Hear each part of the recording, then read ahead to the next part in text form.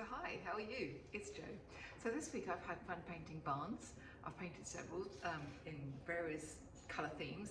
The one I've chosen to paint today I have done in a limited palette, so I've just used 3 primary colours to paint the barn, but I managed to get quite a few different shades in there. So I really hope that you enjoy the demonstration.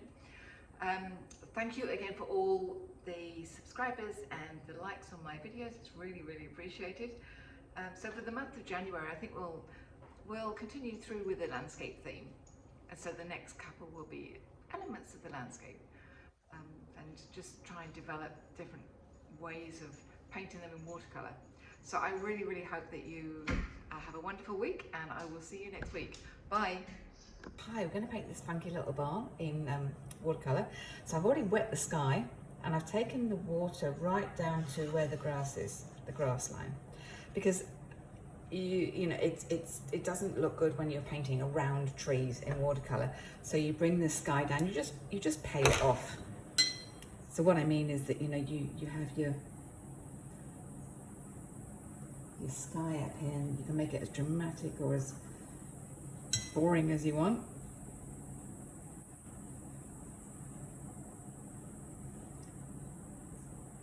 So this is a 300 gram paper, so it can take quite a lot of water. And because it's wet, you get this lovely blurring and blending, and I might just add a little bit of pink. Can you see where I brought the sky right down to the top of the barn? I think I might just drop a little bit of pink in down there, add a bit of interest. And I've left, obviously when I've been putting the water on, there's a couple of dry areas there, but that all adds to the interest.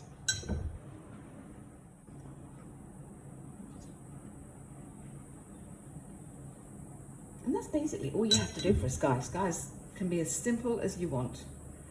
So I shall stop the video there. I'm going to leave it to dry, and then I'll show you how to, we'll put some awesome trees. I'm just going to put a little bit, no, that's all right. We'll leave it there. Okay.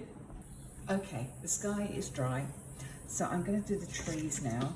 Now what I've decided to do to help with some unity of the painting is I've decided to use the colour I used for the sky and make a green rather than use a tailor-made out of a tube. And I thought, well, that'll help the cohesiveness of the painting. So I've made big pools of paint. When you're painting large areas, even though this is quite a small painting, when you're painting something like trees or skies, you need to have pools of paint.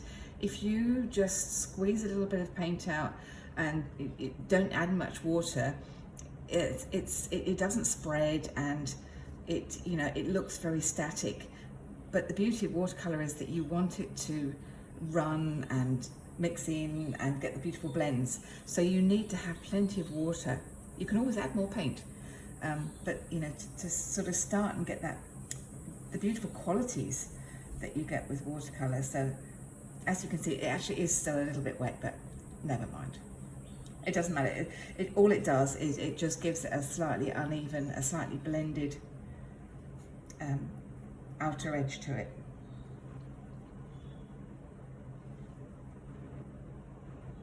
That's okay, to give it a bit of extra quality.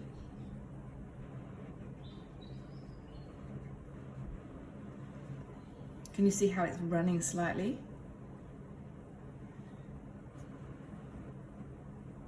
Whereas here it's not, it's dried here.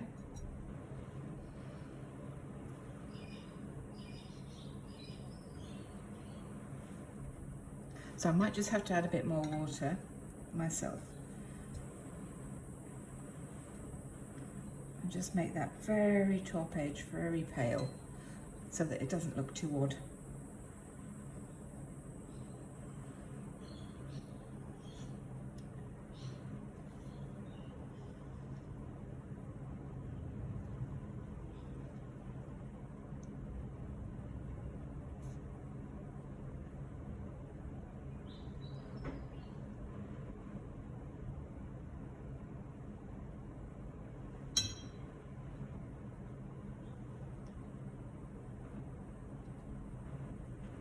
And then bring it down. So now as I come down, I've mixed a darker blue. So there's a little bit of ultramarine and just a tiny bit of Prussian as I come down. but still using that blue from the sky.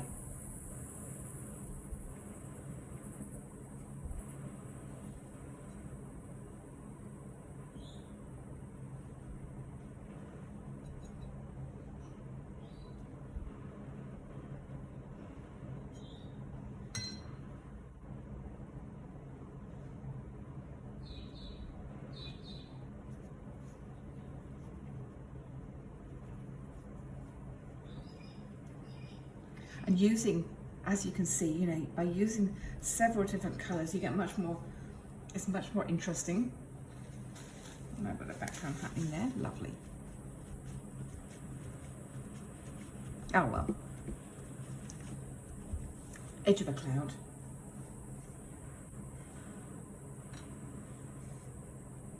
Sometimes when accidents happen, you just have to go with them.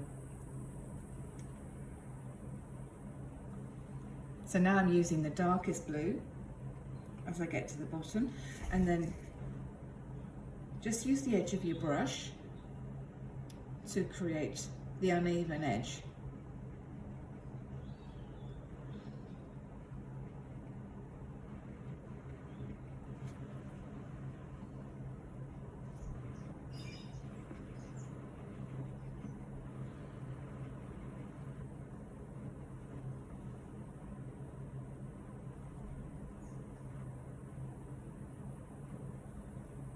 And I want the darkest sort of, the darkest greens just behind the roof of the barn, because I'm going to paint the barn roof quite light. I want it really to stand out against the trees.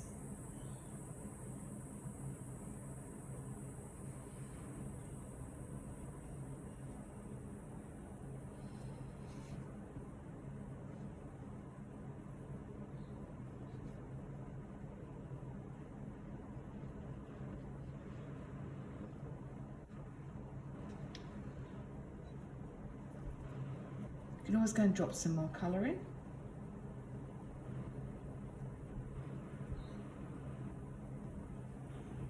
Can you see the difference where it's been dry and where it was wet? And that's why the back run has happened, because it wasn't quite dry. I was a little bit impatient. That's okay.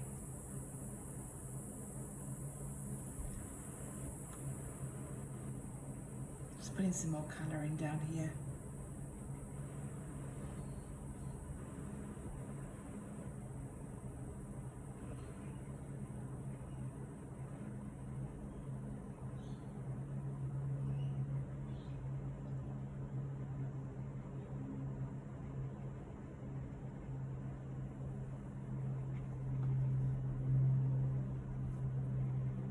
So that's a good lesson actually. Just make sure that when you do yours, you make sure that it's completely dry before you do before you put your trees in.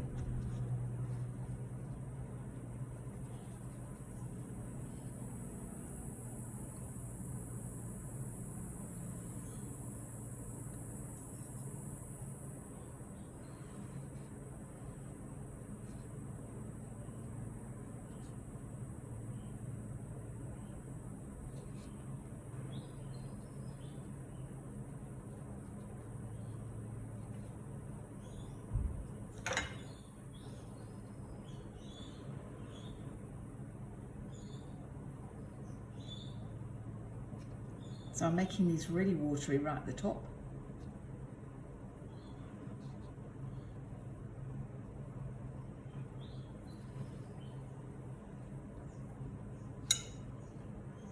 And make sure you make that nice strong line along the top of the barn roof.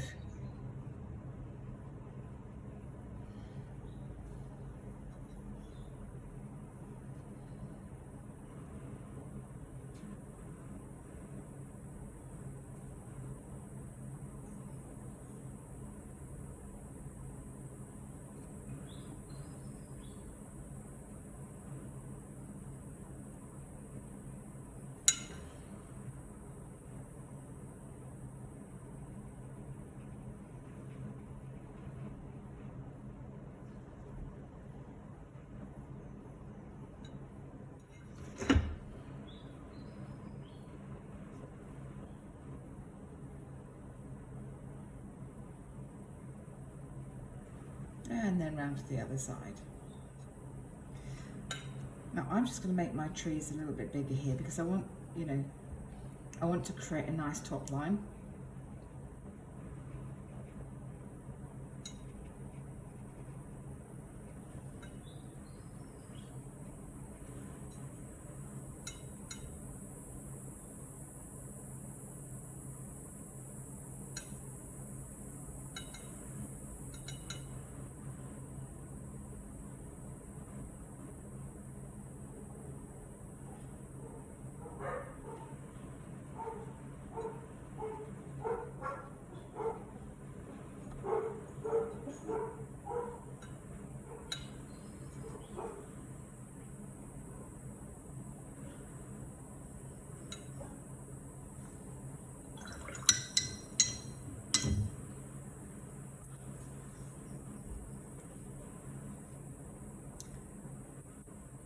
I might just rounding those off a little bit.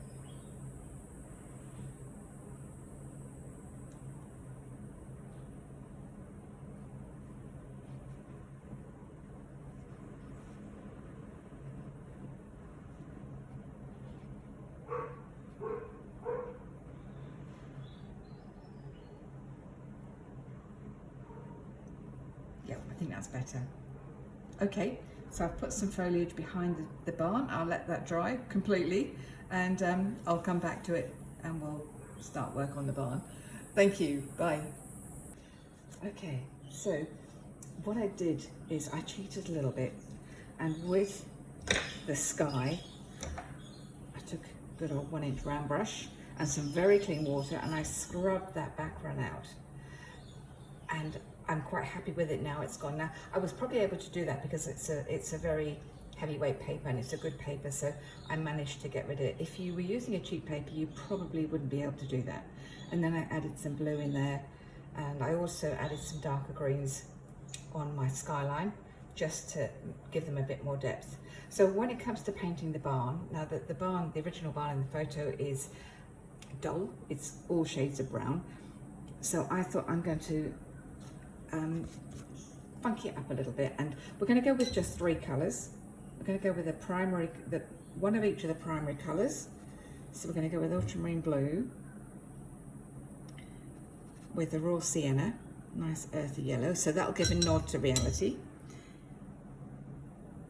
and then permanent rose. And with mixes of those 3, I should be able to make a really good selection of colours to paint.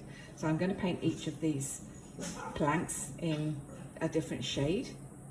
So what I might do, rather than you just watching me paint the whole barn, is I'll stop here, I'll get everything prepared, and then I'll come back and I'll probably have painted a few and show you how I'm going to do it. Okay? Hi, right, it's now dry. So I've painted one section of the roof and I've started painting individual panels on the barn. So what I'll do now is I'll demonstrate painting the lower roof in the same manner. I'm just going to rub out my pencil lines. So what you do is you have your 3 colours, which we're going with the ultramarine blue, permanent rose and raw sienna. Have them all ready to go on your palette. We're going to wet the roof. If you want, you can leave a fine line. Do you see how I've left a white line up there? Because it gives a nice contrast to the trees and makes the barn roof stand out a little bit more. So you wet it all, but you can see I'm only using a small brush, this number 3 now, so it's not flooded. And then you just go with the 3 colours, the pure colours. So we're not going with mixes, we're going to let it mix on the paper this time.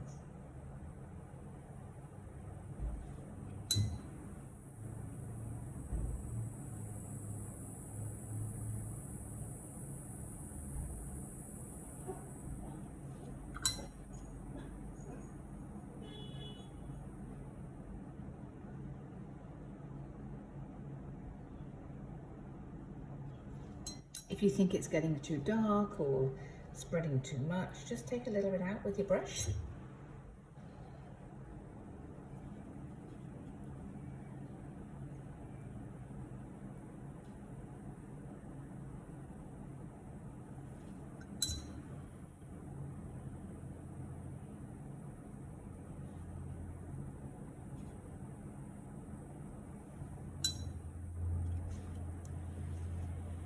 So I'm just going back and I'm just using these 3 colours.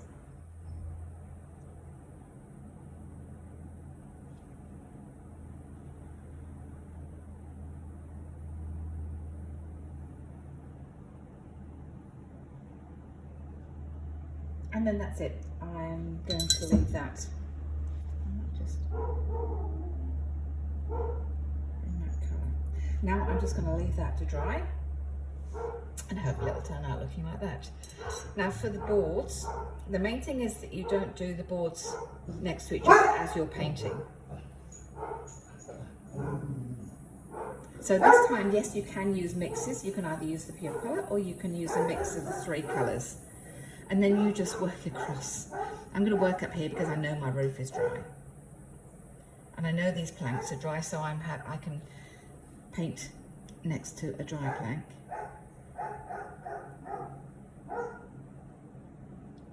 So I like to leave a little bit of white out whenever I paint it, so each plank has got just a little white streak. And then I use a little bit of ultramarine right at the top. Stroke it across there and just let it bleed down a little bit. You'll notice that all my planks have got a little bit of the ultramarine at the top, just for a bit of shadow.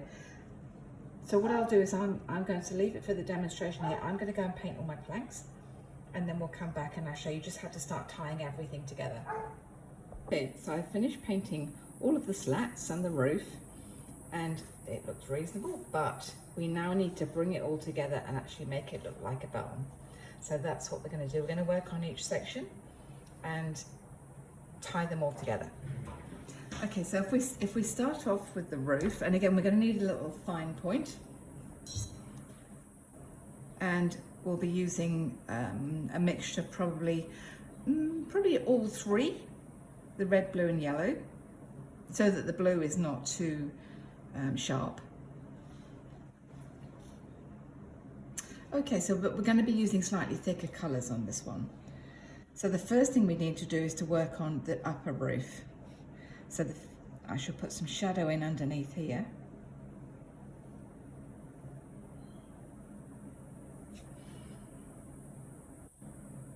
And a dark line underneath that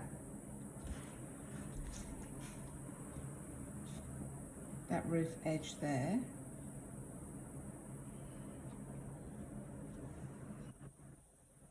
And I might just put that whole shadow in there.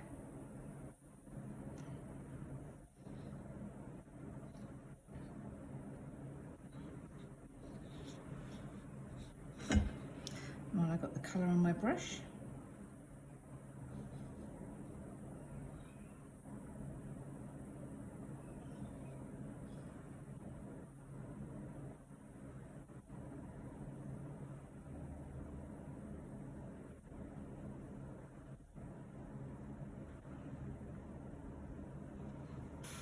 Can you see how that already has started to create, I suppose the roof is actually sitting on top of it now.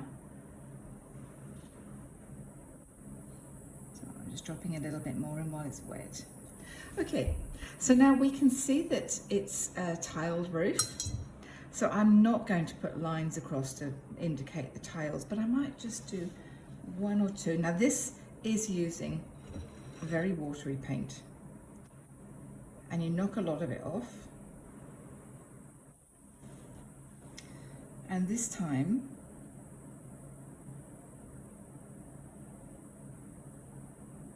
so it's just a couple of lines to indicate the sag of the roof, and we're going to do exactly the same on the lower one.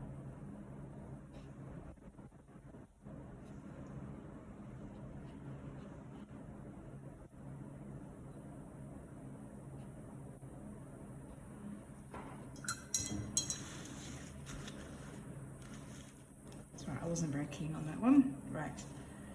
And then we're going to do exactly the same as adding that shadow in underneath there.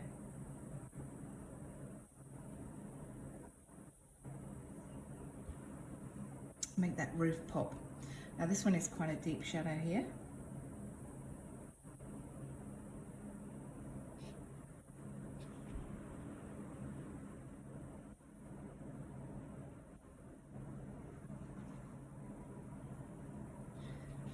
and even deeper. So that line goes all the way, the roof line. And can you see how that little white line at the edge of the roof really makes it stand out?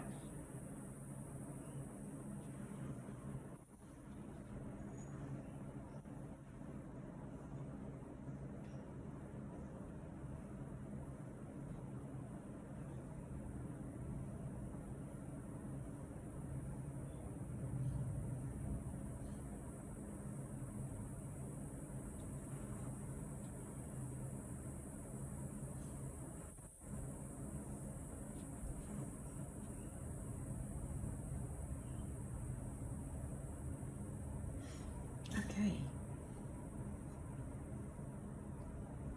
Then again, so I've now just got blue on my brush.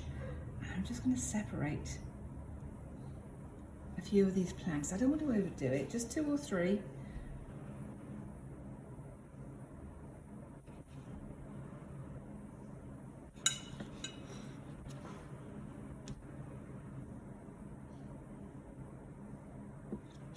Maybe a couple across here.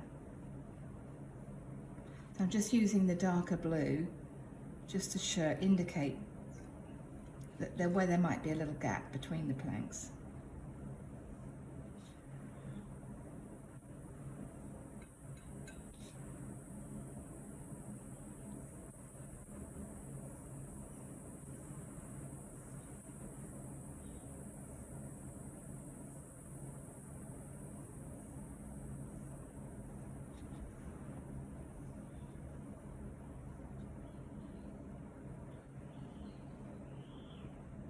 Okay, now we need something to indicate the separation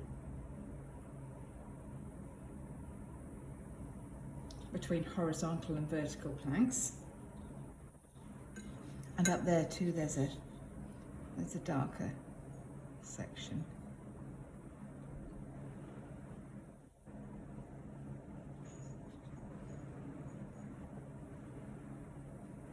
Can you see how it's slowly melding together? It's coming together. Now there's a funny little door just here.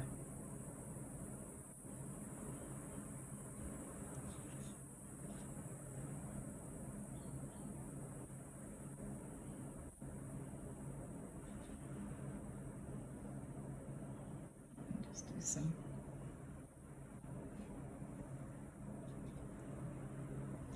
separation, and there's a little plank there.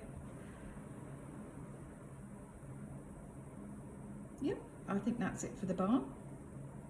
So I'm going to let that dry, and then we'll just sweep across some grass at the bottom, and then that's it, we're done. Okay, we're just going to sweep some grass across now.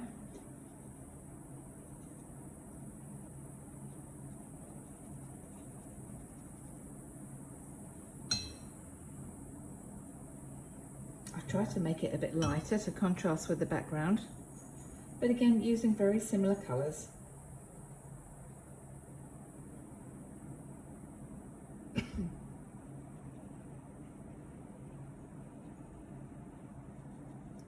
Excuse me.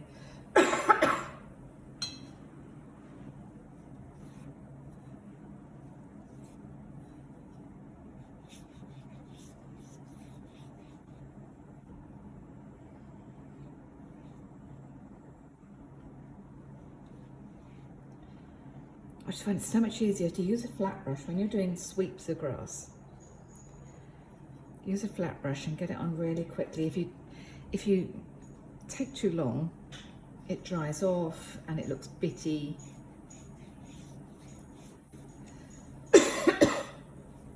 Right, now I'm going to switch to a round brush, just because I'm going to put a couple of dark layers in to show almost like the furrows or the ruts in the ground.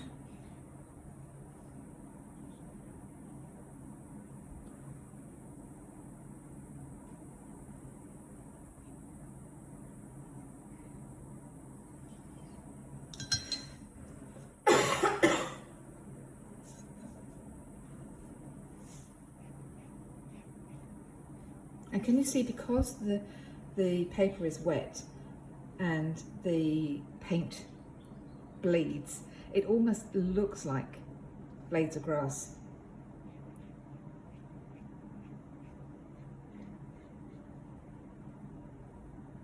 You don't have to do very much.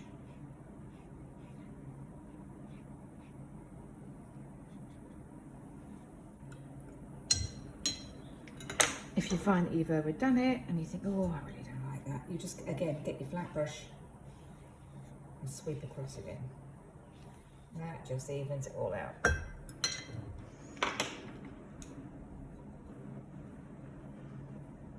And now I think I'll leave it there. So I hope you've enjoyed this tutorial, and I look forward to seeing you next time.